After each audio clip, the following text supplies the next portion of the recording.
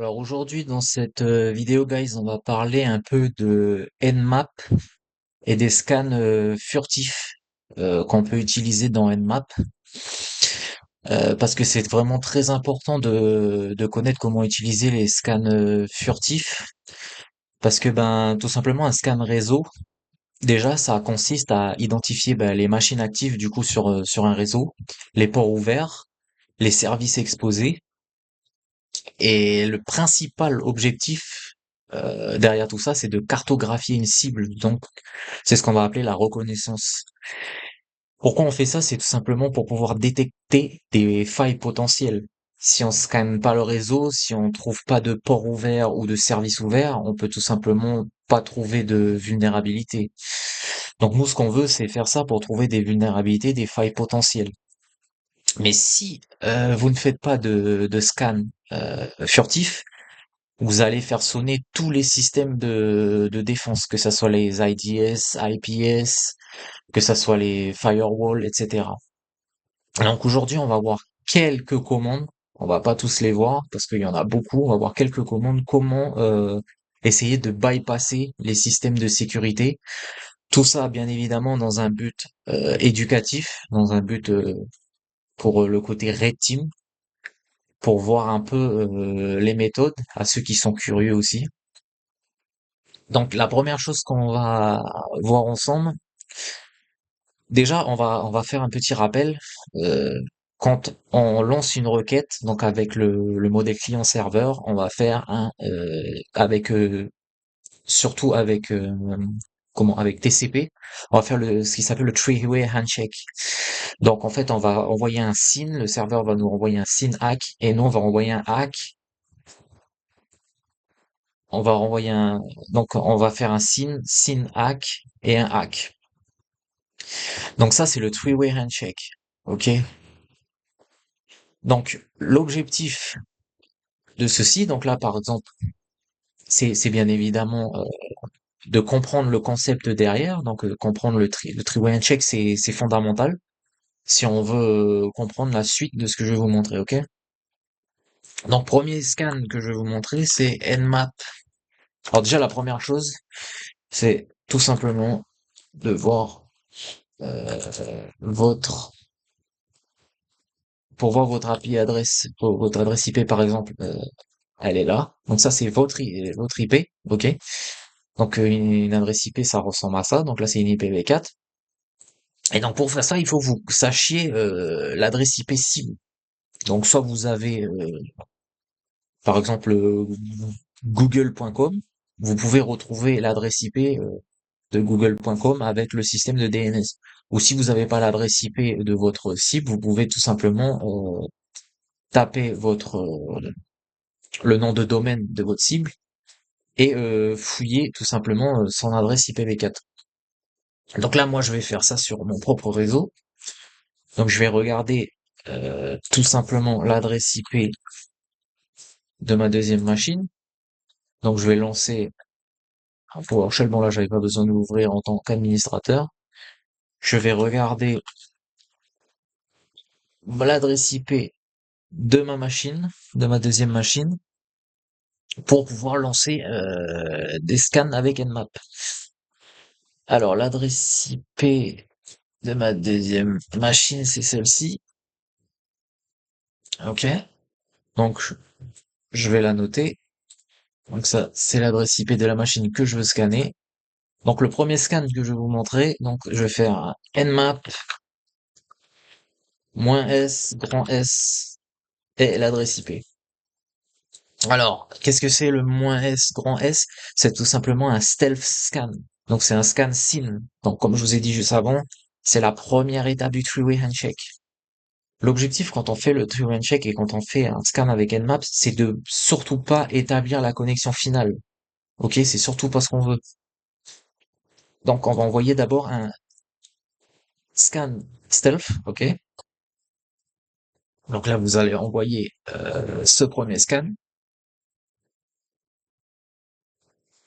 Ce qu'on va faire ensuite, c'est qu'on va aller sur Wireshark et on va regarder un peu à quoi ça ressemble. Donc vous voyez ici, vous avez énormément de paquets SYN. Donc en fait, c'est ma machine Kali qui envoie des paquets SYN à la machine cible. Ok? Donc là, on peut voir énormément de paquets SYN envoyés de ma machine Kali à ma machine cible. Ok? Donc à quoi ça nous a servi de faire ça? Si on regarde de l'autre côté, si on regarde dans notre terminal, on peut voir du coup qu'on a découvert des ports sur ma machine. Ok? Donc là, on voit le port 135, le port 139, 445. Donc là, on peut voir SMB par exemple qui est ouvert. Et on peut voir différents autres ports. Donc là, déjà, rien qu'au premier coup d'œil, on peut voir que c'est une machine Windows, right? On peut voir que la machine qui est vivante, c'est une machine Windows. La deuxième chose qui est très intéressante, c'est ceci. C'est host is up. Donc ça veut dire que la machine est, euh, est allumée, la machine fonctionne. Donc déjà, on a déjà une première, des premières informations très intéressantes. On a également la MAC adresse.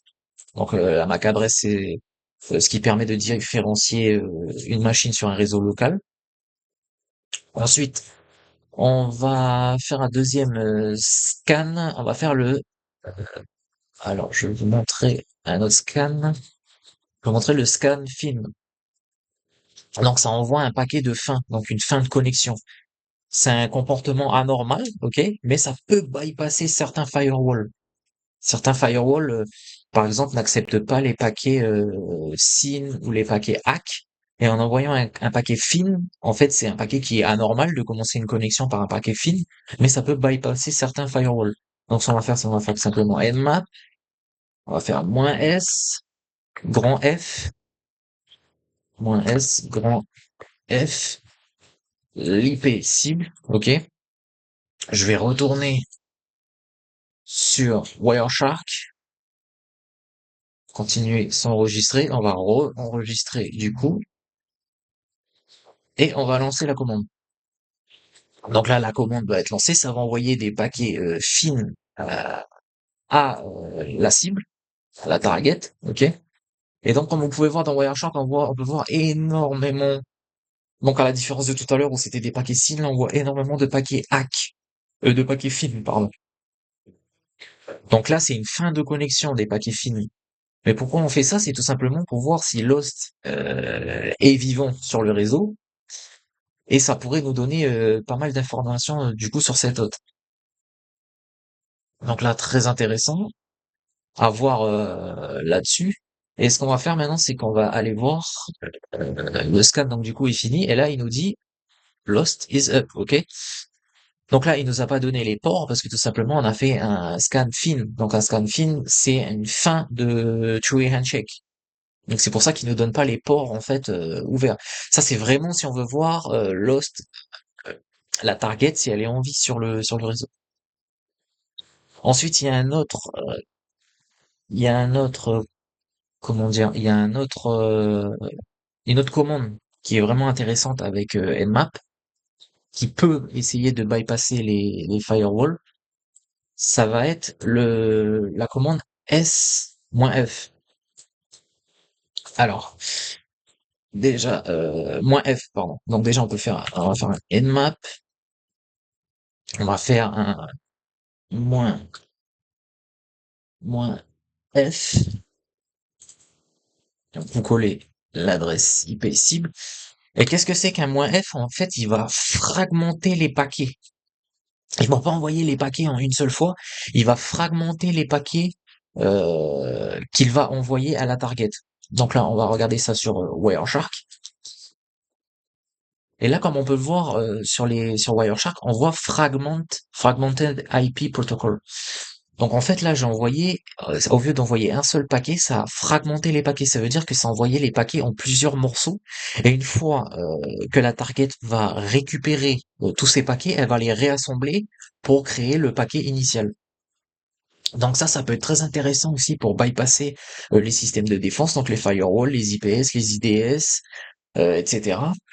Et ce qui est bien aussi avec, enfin, je voudrais plutôt dire ce qui peut être dérangeant avec cette méthode, ok, c'est que ça peut fausser la réponse en fait de Nmap. parce que la machine target peut renvoyer des informations des fois qui n'est pas forcément la réalité.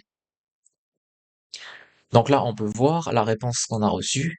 Donc on a exactement la même réponse qu'on avait tout à l'heure quand on a fait notre scan SIN, juste ici, notre scan self. Juste là, on a exactement donc les mêmes ports qui sont ouverts. Ok?